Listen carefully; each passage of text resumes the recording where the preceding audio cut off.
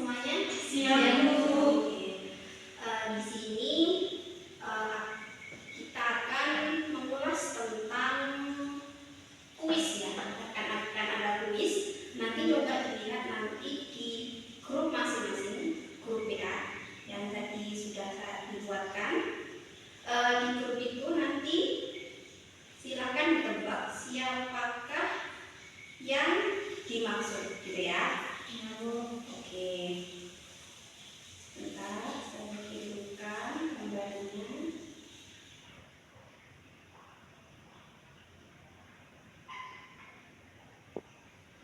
Oke, silakan dicek. Bentar ya. Cluenya seperti ini. Aku adalah seorang filsuf kebangsaan Skotlandia yang lahir pada tanggal 5 Juni 1723. Clue yang kedua, karyaku yang berjudul An Inquiry into Nature and Causes of the World of Nations berarti tentang perkembangan industri dan perdagangan di Eropa serta dasar-dasar perkembangan perdagangan bebas dan kapitalisme. Clue yang ketiga, hingga saat ini orang tersebut sering disebut sebagai bapak ekonomi dunia. Ada yang tahu kira-kira siapa beliau? Bu. Oke, Adam Smith. Oke, betul sekali. Itu namanya Adam Smith. Seringkali beliau disebut-sebut di dalam konsep dasar ilmu ekonomi. Mengapa? Karena beliau juga pencetus dari beberapa filosofis tentang ilmu dasar ekonomi. Oke, betul sekali. Untuk yang kedua tentang pasar. Nah, di sini ada pertanyaan. Jadi kita konsepnya langsung ke pertanyaan gitu ya. Nanti kalau ketika memang sudah tahu jawabannya silakan diminta. Nah, kemudian yang soal yang kedua tentang pasar. Nah, di sini ada soal jumlah barang atau jasa yang diinginkan oleh konsumen pada berbagai kemungkinan tingkat harga dan periode tertentu dalam suatu pasar disebut dengan, ada yang tahu? Saya oke. Apa kira-kira? Permintaan, betul sekali. Nah, jadi permintaan di sini karena diukur dari jumlah barang. Ini saya jelaskan ya. Permintaan.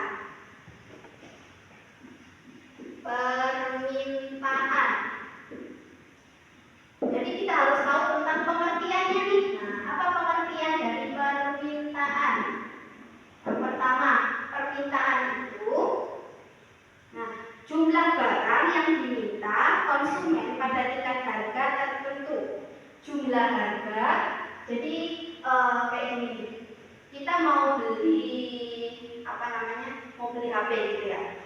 Yang diminta oleh konsumen itu apa? HP yang merek-merek terbaru tentunya ya, yang merek terbaru dengan fitur-fitur terbaru kan banyak digemari, apalagi orang-orang zaman sekarang yang gemar dengan HP ini. iPhone betul. Nah, seperti itu. Nah, itu tentang permintaan. Yang kedua tentang buku permintaan. Ternyata ada bukunya nih permintaan. Bukan hanya negara saja yang punya buku, ternyata permintaan juga punya buku. Apa nih bukunya permintaan? Yang pertama,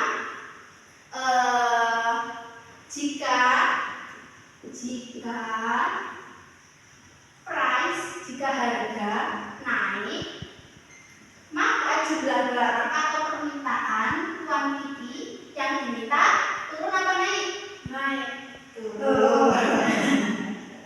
Ini namanya buku permintaannya berbanding terbalik. Nah, jadi kalau harga naik, permintaan turun. Kira-kira HP naik, harganya naik banget. Kira-kira banyak yang beli nggak? Enggak. Harga naik. Nah, harganya kan enggak gitu.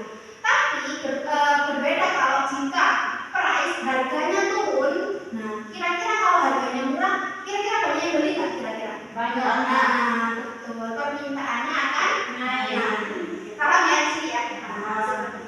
Itu hukum dari permintaan. Oke, kita lanjut ke pertanyaan selanjutnya. Itu ya. Jadi pertanyaan kemudian kita jelaskan tentang gambar. Sekarang tentang gambar lagi nih. Coba cek di grup WhatsApp selanjutnya.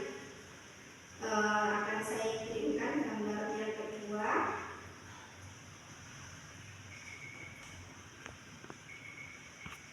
Oke, silakan dicek. Boleh, sudah dicek semuanya? Oke. Gambar di samping, gambar tersebut menggambarkan adanya aktivitas atau kegiatan ekonomi di, pertanyaannya ada pilihannya nih. Ada 1 pasar induk, 2 pasar hewan, 3 pasar modal, 4 pasar tradisional, 5 pakai A ya. A pasar induk, mohon maaf, B pasar hewan, C pasar modal, D pasar tradisional, E pasar gelap. Ada yang tahu itu namanya? Oke, C pasar modal. Oke, betul sekali. Kenapa kok pasar modal? Tahu, ada yang tahu? Nah kan ini, jadi ada namanya pasar. Tahu pasar nggak? Tahu. Pasar itu apa sih? Tempat bertemunya konsumen dan penjual dan pembeli. Apa yang dibeli? Barang kebutuhan sehari-hari ini ya kan? Ada sayur, ada buah, dan segala macam gitu ya. Ini tentang kebutuhan sehari-hari yang memang kita butuhkan, karena kita juga butuh makan ya. Butuh makan sehingga kita perlu pergi ke pasar atau ke warung atau ke toko dan lain sebagainya. Itu kan untuk memenuhi kebutuhan sehari-hari. Nah, terus di sini tentang pasar. Kita akan mengulas tentang pasar ya. Pasar. Kan sering tuh kita dengar pasar apa? Di sini pasarnya apa? Pasar Irama. Pasar Irama. Oke, boleh. Pasar malam, pasar mingguan gitu kan macam-macam. Nah, di sini ya, pengertian pasar. Kita juga harus tahu nih pengertian dari pasar itu apa sih? Nah, jadi betul tadi katanya bahwasanya pasar adalah tempat bertemunya penjual dan pembeli. Jadi ternyata ketika diulas pasar itu bukan sesederhana itu. Nah, jadi pasar itu ada kriteria-kriterianya. Oke, pertama kriteria berdasarkan wujudnya. Oke. Nah, untuk pengetahuan aja ya. Yang kedua berdasarkan barang yang diperdagangkan. Ada yang barang yang kayak apa namanya berupa modal, ada barang yang berupa kayak kebutuhan sehari seperti sayur, buah dan lain-lain. Barang yang diperdagangkan. Oke, sampai yang sekian kali. Nah, untuk yang akan kita bahas yang tadi katanya pasar modal ya. Oke, pasar itu kriterianya masuk ke barang yang diperdagangkan. Nah, jadi barang yang diperdagangkan ini ada 2. Nah, 1 barang produksi, yang kedua barang konsumsi.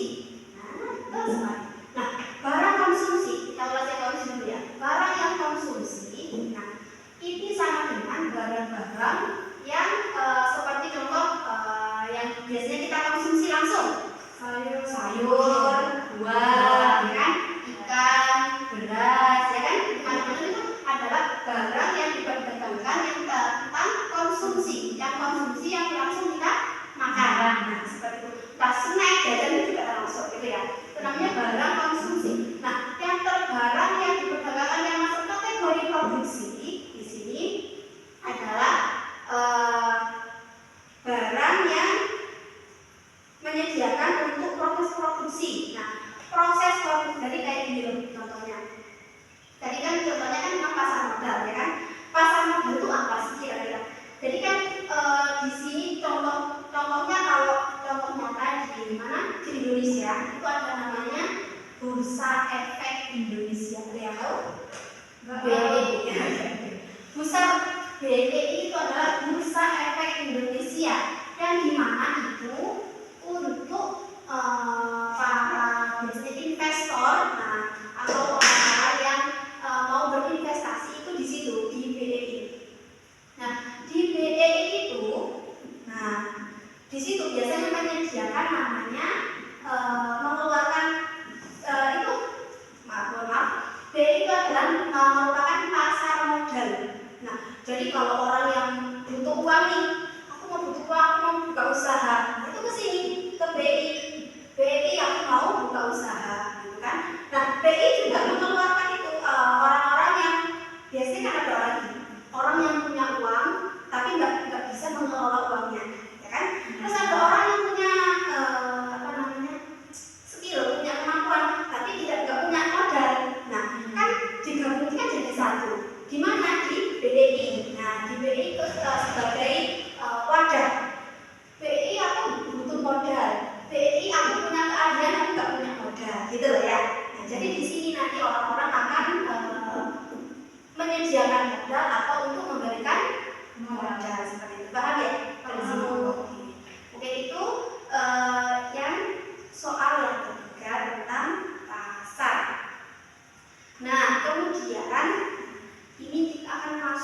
gambar-gambar nih ya.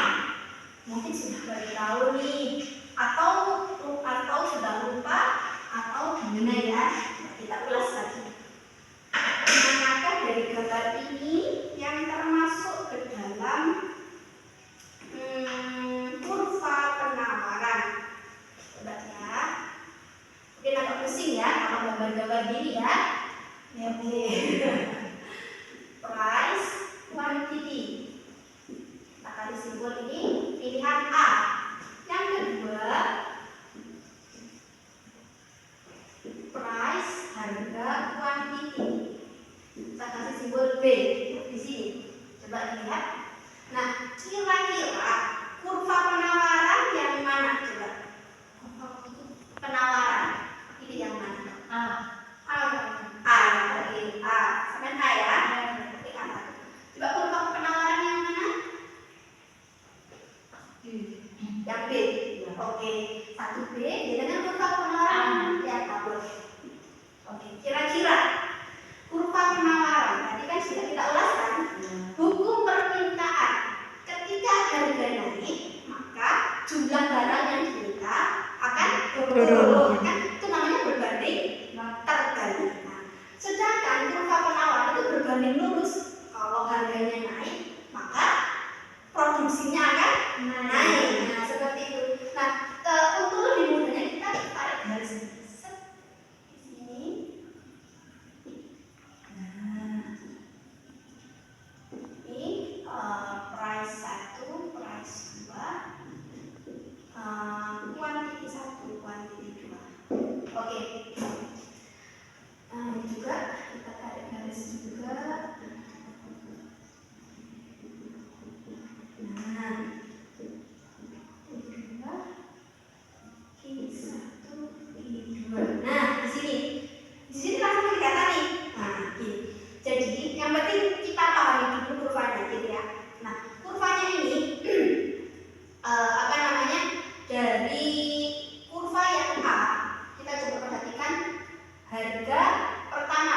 Harga pertama mungkin katakanlah ini harganya 10.000. 10.000 ternyata permintaannya segini ya kan. Terus kemudian harga segini, harganya tambah naik ya kan. Ini kan masih naik. Harganya yang 20.000 ternyata penawarannya tambah naik. Ini namanya kurva penawaran. Jadi yang A ini termasuk ke dalam kategori kurva penawaran. Sedangkan yang B, semakin harganya naik, ya kan?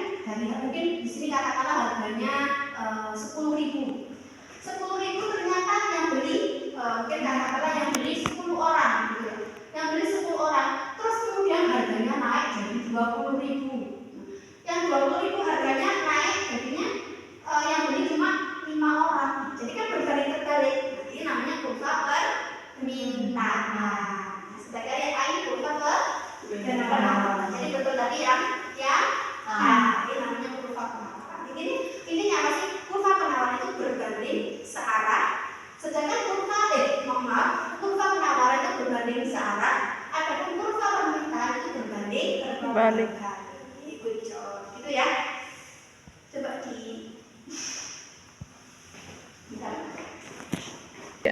Nah, itu ya. Mungkin sudah paham ya tentang pasar. Semoga apa yang kita pelajari hari ini berkaitan manfaat, ya kan? Dan semoga bisa dipahami, gitu ya. Terima kasih atas waktunya. Selamat siang dan semoga apa yang kita pelajari hari ini bisa dipahami. Oke? Terima kasih atas waktunya ya.